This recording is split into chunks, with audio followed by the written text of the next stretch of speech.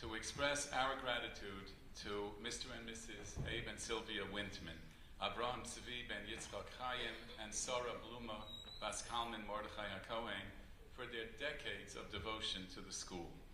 The Tolna Rebbe, Rabbi Twersky, Zichrono Livracha, was fond of the following interpretation of a verse in Mishlei, the book of Proverbs. Matzreif la kesef, v'kur la zahav, v'ish lefi mahalolo. A refining pot tests the purity of silver, and a crucible that of gold.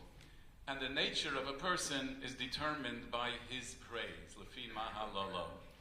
Rashi interprets the last clause as according to how other people praise him.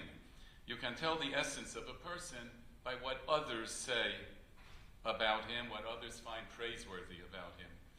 Rabbi Twersky, however, was partial toward the interpretation of the verse offered by Rabbeinu Yonah in his 13th century ethical work entitled Sha'arei Teshuvah. You can tell the essence of a person by what he or she chooses to praise. What does he or she value in others? What does he or she find worthy of praise? Who then were Sylvia Cohen and Abe Wintman? We can answer this question by asking, what did they hold dear? To what values did they devote their lives? The biographical sketch included in the program, here on the inside of this, is to adapt Chazal's idiom, Mu'at hamachazik es hamaruba. It's a concise but highly suggestive characterization. It was very well done. Allow me to add a few details in kind, each of which speaks volumes about Mr. and Mrs. Wintman. Already as a single young man, Abe Wintman was active in the Young Israel of Mattapan. When he helped establish the first kosher restaurant in Boston on Beach Street, he was not only involved in its financial aspects, he schlepped all the new dishes to the mikveh for Tevilas Kalim. Mr. Wintman met the Rav in 1941 and became a very loyal devotee. In the 1940s, he drove with the Rav to all the public school kindergartens in Roxbury, Dorchester, and Mattapan to deliver matzah before Pesach so that the Jewish children would not be served crackers on Chol HaMoed. Sylvia Cohen's mother was Mr. Samuel Feuerstein's sister. Her father used to walk with his children, Sylvia was one of 7, to shul in Malden by a circuitous route in order to avoid passing the stores that were open on Shabbos. I'm not commenting, I'm telling you, these are details that say a lot about who these people were. I leave it to you to tease out the implications. When they became engaged, Sylvia gave Abe a compass so that on his frequent business trips to New York, he could daven facing Mizrach. They were married the day after Shavuos in 1948, and they raised Sandy and Kenny in Malden. That meant daily round trips by car to Roxbury, and then to Brookline over many years, until Sandy graduated in 1968, and then Kenny in 1974. Mr. Wintman enabled other children to attend by driving them from Malden as well. As a result of this commitment to Torah dedication, not only did Abe and Sylvia Wintman succeed to pass the torch to Sandy and Kenny, but they contributed to the religious lives of their other passengers and their families. One of their long-term dividends is Zev Wiener's fiancée, Lisa Kellerman. Lisa's father, Alan, a Maimonides 1970 alumnus, was one of Mr. Wintman's passengers all the years Alan's parents lived in Malden before they moved to Brookline. When the Orthodox population dwindled in Malden, Abe took it upon himself to ensure there would be a minyan every Shabbos. He would start making calls Thursday morning already.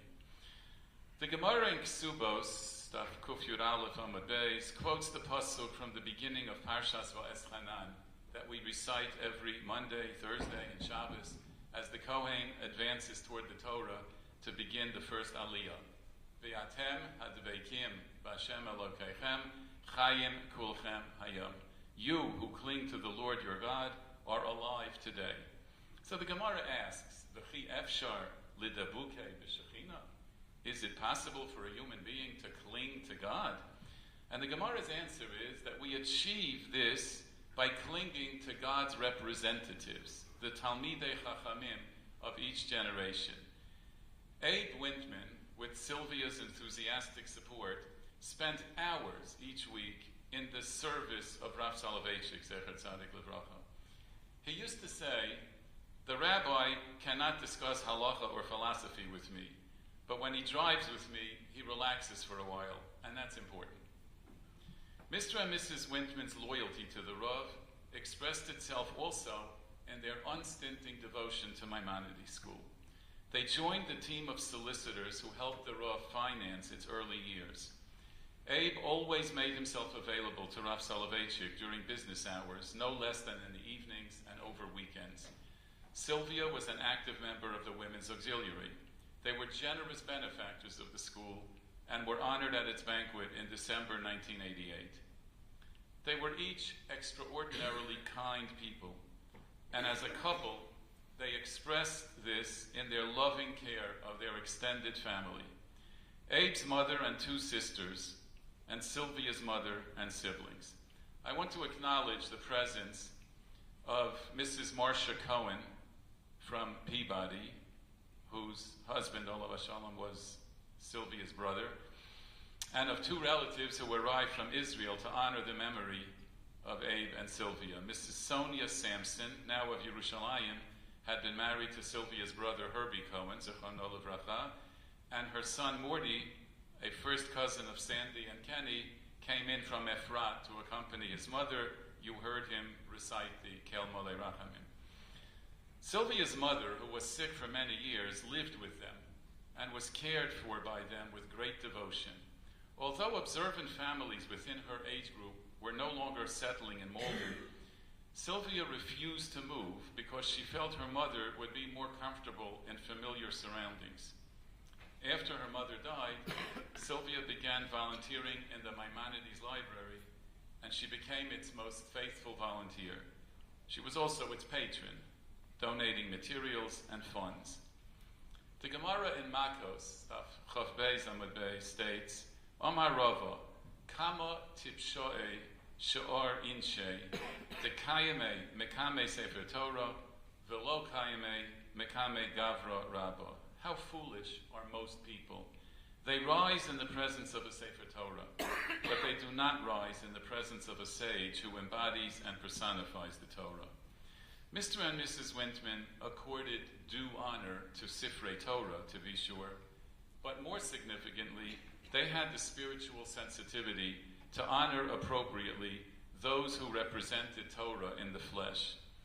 And so it is most fitting that Sandy and Kenny chose to honor their parents by having a Sefer Torah written to perpetuate their memory, because their parents' lives exemplified dedication to the values embodied in a Sefer Torah. Mr. and Mrs. Wintman were loving partners in life and were co-joined in death. They died 4 days apart 12 years ago in August 1998.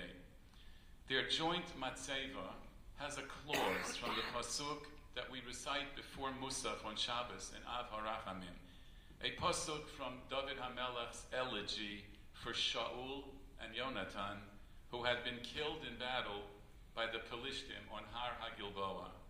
Hane'ehavim v'hane'imim b'chayehem. And then the second part is on the matzeva, uvemosam lo nifradu. A close look at the trup of the pasuk and a careful study of the traditional commentaries yields various translations. Reb David Altshuler, the author of Mitzudat David, which appears in the standard Mikraot Gedolot editions of Tanakh, interprets it as follows. Hane'avim v'hane'imim b'chayeyem. They were regarded by others as beloved and amiable during their lives. Uvemosam lo nifradu. Even after their deaths, they have not departed from the consciousness of others who remember them fondly.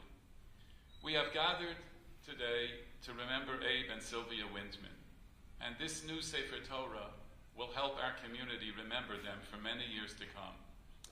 Ayala and Avi, unfortunately, you did not get to know your mother's parents, but you will have lifelong memories of this morning's ceremony, and it will help you to appreciate how beloved they were by their community. Yehi Zichron Baruch.